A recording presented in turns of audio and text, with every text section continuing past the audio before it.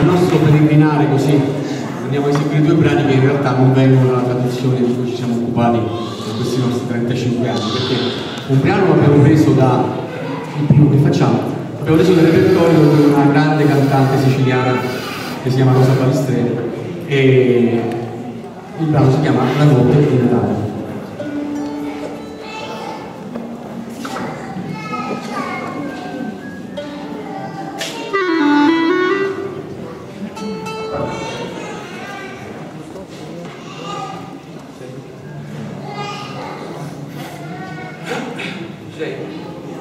Francesco?